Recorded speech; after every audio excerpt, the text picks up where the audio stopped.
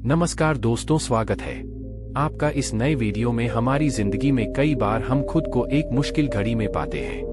कई बार हमें बड़े फैसले लेने पड़ते हैं, लेकिन हमें यह नहीं पता होता कि वह सही है या गलत। क्या उस फैसले का परिणाम हमारे जीवन में खुशियां लाएगा या मुसीबत। लेकिन कई बार हमारे पास सही निर्णय लेने की सुझाव नहीं होते और हम जल्दबाजी में फैसला कर लेते हैं, और उन फैसलों की वजह से हमारी जिंदगी सुख में हो सकती है या फिर हमारी जिंदगी नरक से भी बढ़कर हो सकती है।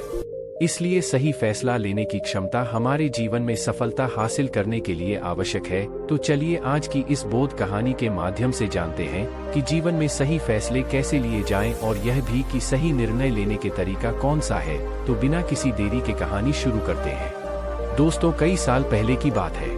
एक छोटे से राज्य में एक बौद्ध भिक्षु निवास कर रहे थे, जिन्हें सभी जगहों पर उनके ज्ञान के बड़े चर्चे थे। वह बौद्ध भिक्षु बहुत ध्यानी थे। उनके पास लोग बहुत दूर दूर से आते थे ताकि वे उनसे अपनी समस्याओं का समाधान प्राप्त कर सके। उनके पास कोई भी कैसी भी समस्या लेकर क्यों न आए, वह समस्या का समाधान अवश्य करते थे। जब भी वह किसी की समस्या सुनते तो उस समस्या को बड़े ही ध्यान से सुनते समझते उसमें लीन हो जाते, और उसके बाद कुछ देर के लिए वह आंखें बंद करते और समस्या के बारे में अच्छे से सोच विचार करते और उसके बाद उसका समाधान देते। ऐसे में कोई भी व्यक्ति उनके बारे में केवल एक ही बात सोचता था, शायद इन साधु के पास कोई ऐसी चमत्कारिक शक्तियां हैं जिससे यह समाधान पूछते हैं और उसके बाद हमें वह समाधान बताते हैं।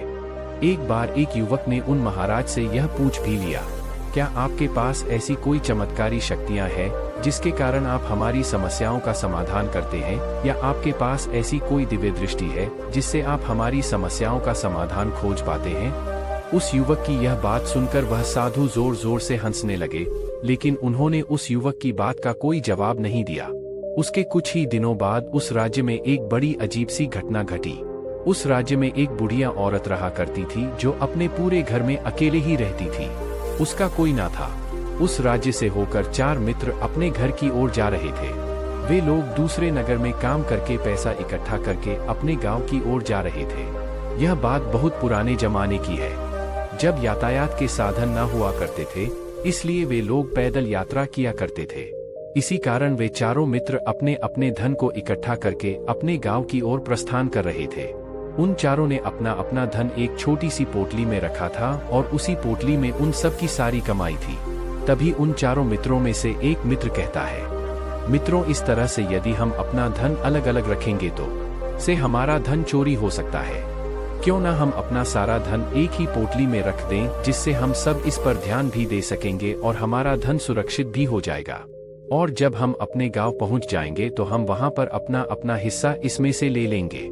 उन तीनों मित्रों ने उस युवक की बात मान ली और वे सभी मिलकर अपना धन एक ही पोटली में रख देते हैं, और वे सभी मिलकर अपने गाँव की ओर आगे बढ़ते चलते चलते काफी समय बीत चुका था और अब रात्रि होने वाली थी। तभी आगे चलकर रास्ते में उन्हें एक घर दिखाई दिया, जहां पर एक बूढ़ी औरत रहा करती थी। रात्रि का समय भी हो चुका था और उन चारों मित्रों को रात रुकने के लिए कोई ना कोई जगह की आवश्यकता भी थी। ऐसे में उन चारों ने मिलकर यह योजना बनाई कि वह लोग आज रात इसी घर में ठहरे हैं। इसलिए वे चारों लोग उस घर की ओर आगे बढ़ते हैं। उस घर का दरवाजा खटखटाते हैं। तभी सामने से एक बूढ़ी औरत दरवाजा खोलती है और उन चारों मित्रों में से एक मित्र हाथ जोड़कर उस बूढ़ी औरत से कहता है, माताजी, हम अपने गांव की ओर जा रहे थे, लेकिन यहाँ रास्ते में ही रात हो गई और अब हम इतनी रात में सफर नहीं कर सकते। इसलिए हमारी आपसे विनती है कि हम आपके यहाँ पर एक रात रुकना चाहते हैं। सुबह होते ही हम यहाँ से चले जाएंगे। उस बूढ़ी औरत ने काफी देर सोच विचार किया और उसके बाद वह बूढ़ी औरत कहती है, ठीक है, तुम सभी आज रात के लिए यहाँ पर रुक सकते हो। मुझे कोई दिक्कत नहीं। मैं खाना बनाने जा रही हूँ। कहो तो तुम लोगों के लिए भी बना दो। उन चारों ने सहमति जताते हुए कहा था, बिल्कुल। उसके बाद उन चारों मित्रों ने धन की पोटली उस बूढ़ी औरत को थमा दी और कहा, माताजी, इस पोटली में हमारे साल भर की कमाई है। हम चारों ने अब तक का अपना सारा कमाया हुआ धन इसी पोटली में रखा है और अब हम इसे आपको सौंपते हैं, क्योंकि यह हम चारों से ज्यादा आपके पास सुरक्षित होगा। हम बस इतना चाहते हैं कि यदि हम चारों में से कोई एक व्यक्ति से लेने आए तो आप इस पोटली को उसे मत देना जब तक कि हम चारों एक साथ इस पोटली को लेने ना आए। तभी वह बूढ़ी औरत कहती है, ठीक है बेटा, यदि तुम चारों एक साथ आओगे तभी मैं इस पोटली को आपको सौंपेंगे, और वैसे भी आप लोग तो सुबह यहाँ से चले जाने वाले हैं। मैं आपको सुबह ही यह पोटली थमा। बदन की पोटली उस बूढ़ी औरत को थमा कर चारों मित्र निश्चिंत हो जाते हैं कि अब उनका धन सुरक्षित है, और वे लोग खाना खाकर सो जाते हैं। अगली सुबह जब वह चारों उठते हैं तो सभी लोग अपनी आगे की यात्रा के लिए तैयारियां शुरू कर देते हैं।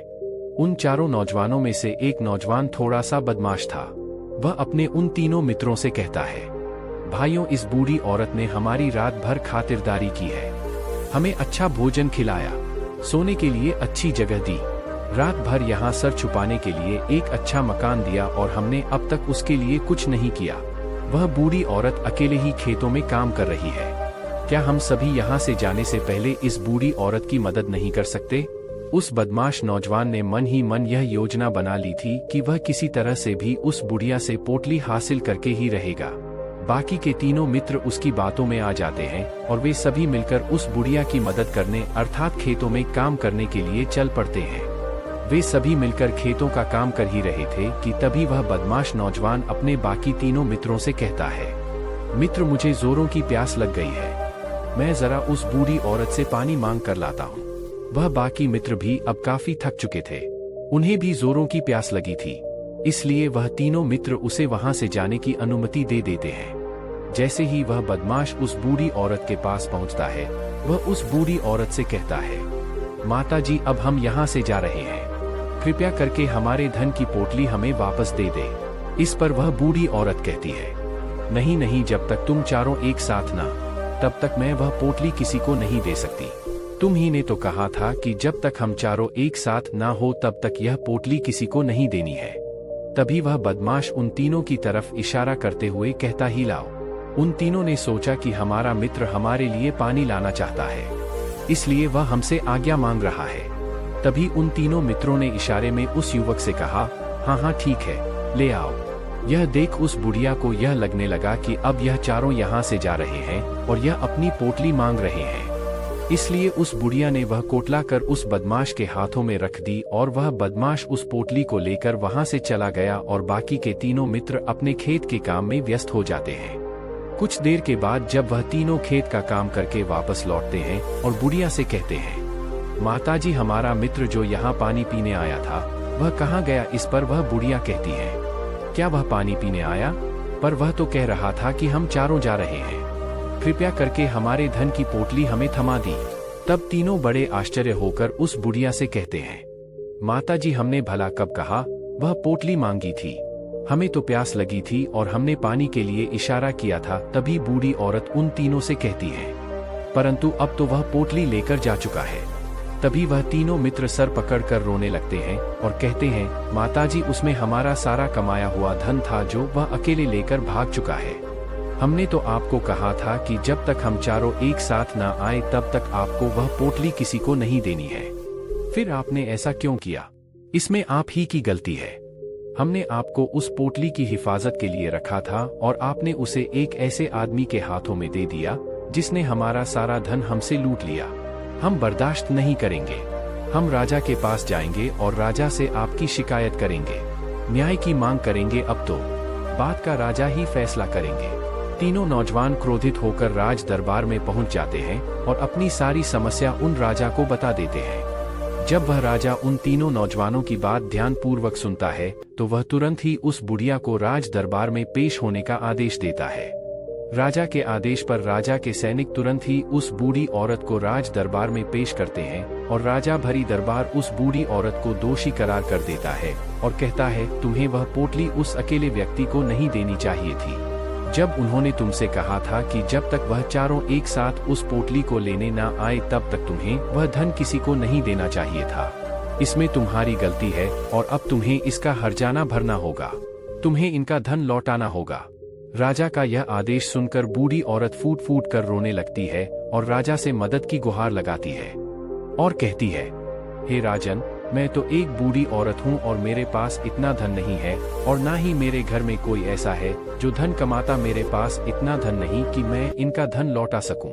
मैं तो अकेली हूँ, बेसहारा हूँ, कृपा करके मुझ पर रहम करे। लेकिन राजा उस बूढ़ी औरत की एक नहीं सुनता। वह बूढ़ी औरत रोते हुए अपने घर की ओर जा रही थी।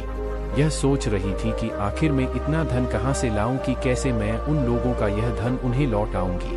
मेरे पास इतना धन नहीं है। मैं क्या करूं, कैसे करूं, कहां से लाऊं इतना धन? यदि मैंने उनका धन नहीं लौटाया तो मुझे राजा मार डालेगा। वैसे भी मेरी ही गलती है। जब उन चारों ने मिलकर मुझसे कहा था कि जब तक हम चारों एक साथ ना आए तब तक वह पोटली किसी को नहीं थमा नहीं है, फिर भी मैंने वह पोटली केवल उसकी एक व्यक्ति को थमा दी। इसमें गलती तो मेरी ही है।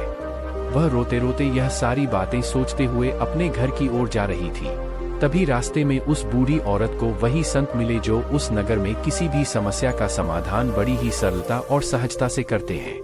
उन्होंने उस बूढ़ी औरत से कहा, क्या बात है बेटी, क्यों रो रही हो? इस पर वह बूढ़ी औरत उस संत को सब कुछ सच सच बता देती है और कहती है कि महाराज, इसमें गलती तो मेरी ही है।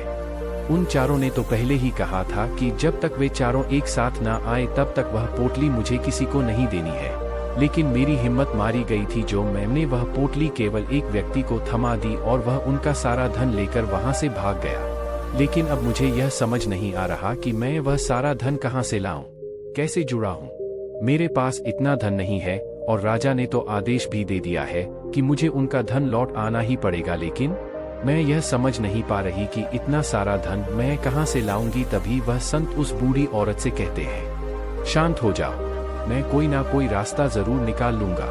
इतना कहकर वह संत वहीं पर बैठ जाते हैं, ध्यान करने लगते हैं। कुछ देर के लिए आंखें बंद कर सोचते हैं, विचार करते हैं। मौन रहकर वह समस्या का समाधान निकालते हैं और उसके बाद उस बूढ़ी औरत से कहते हैं, बेटी